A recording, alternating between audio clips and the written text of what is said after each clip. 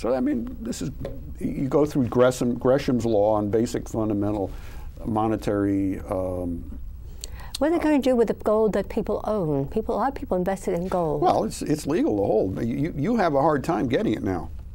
In other words, they clamp down. You can't go out. It's very difficult. You've got to be on the inside track to buy it and have it delivered to you. Have it delivered. So, yeah. Silver is very tight right now. You can't get a hold of silver. And, but just as, see, Bretton Woods still exists. Bretton Woods was never eliminated. Bretton Woods was the deal, I think it was in New Hampshire or whatever, that was where what created the Federal Reserve, created the whole Bank for International Settlements before World War I, which created the whole basis of trust within the international financial system. During Bank for International Settlements out of Switzerland was going into and auditing, you know, whether it be ally or foe or, you know, the war was contrived. That's what I'm saying. All of it was contrived. Yes. And it started in 1871. You read Albert Pike, Moral and Dogma. You read his letters, which all are available in the Library of Congress. You'll see the whole thing was orchestrated. Now they say there's going to be another cataclysm. Oh, look, what do they mean tension release, tension release. They, you know, get everybody all worked up. Yes. We've got to inoculate people and say, you know, this is a divine comedy. You know, this is the Daily Show. Yes. And he's always saying, blah, blah, blah, you know, get people all worked. Oh, I'm just fooling. You know, this is just a comedy act, right? It's a comedy act. The point is, citizens got to take their citizenship seriously. They only have a few years on this planet. They can't wait for the government to do for them what they should be doing for themselves. We've got to foster responsible and local government. We've got to create state government, which is us. They are subject to us. We're not subject to them. I'm the self-appointed secessionist leader.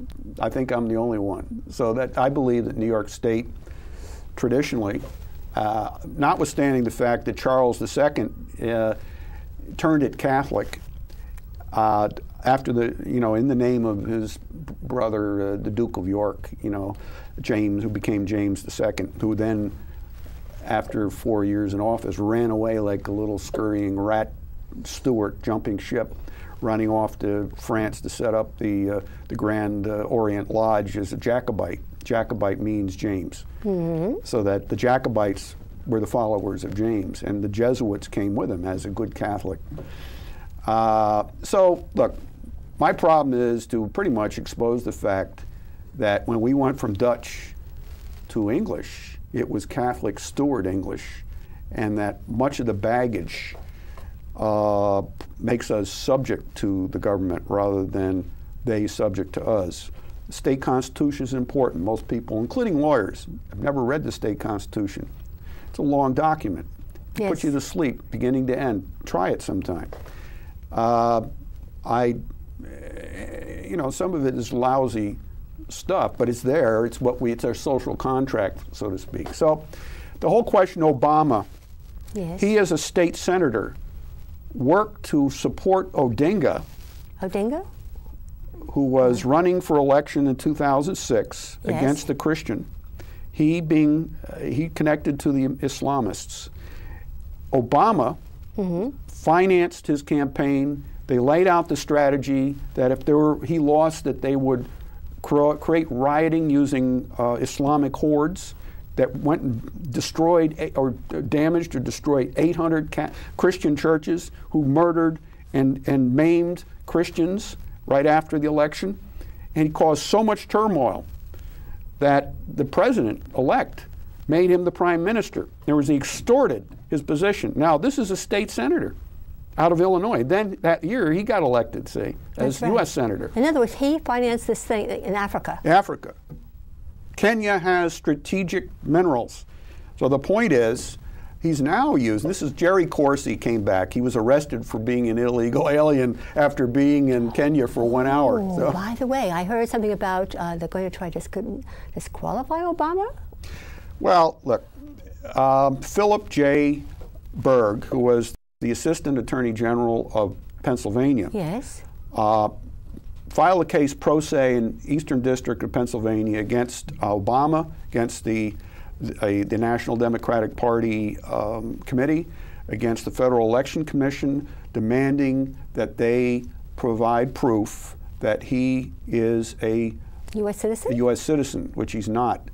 And the point is that he went with his mother after her second marriage to Indonesia. She was naturalized as an Indonesian citizen. He became an Indonesian citizen.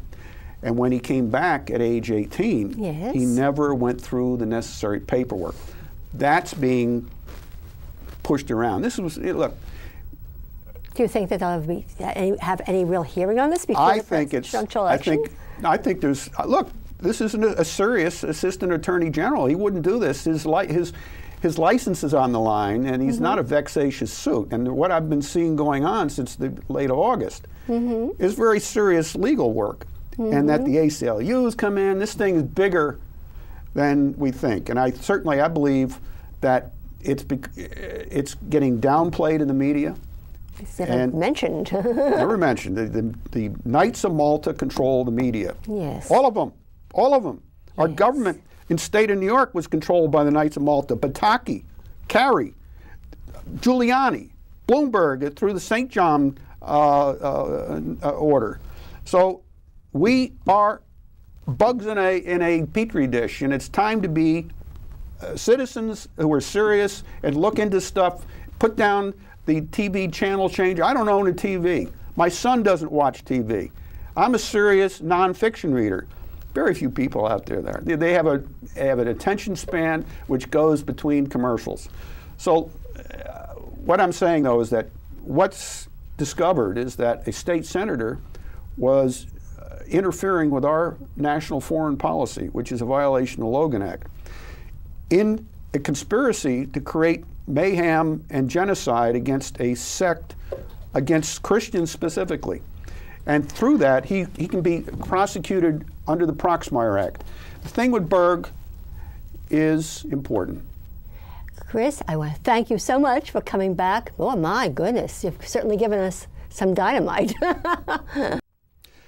If you want to get in touch with me, or anybody out there who wants to get in touch with me, I have a website, www.strunk.ws. Won't stop. And on there, I have a contact email. You can get in touch with me. You can see what I'm doing. I'm constantly running for office, and I would like to work with you yourself if you want to run for office. Everybody should run for office. Chris, thank you so much for coming back. Boy, what a dynamic presentation. This is Sandra Schulte for Speak Up. Until the next time.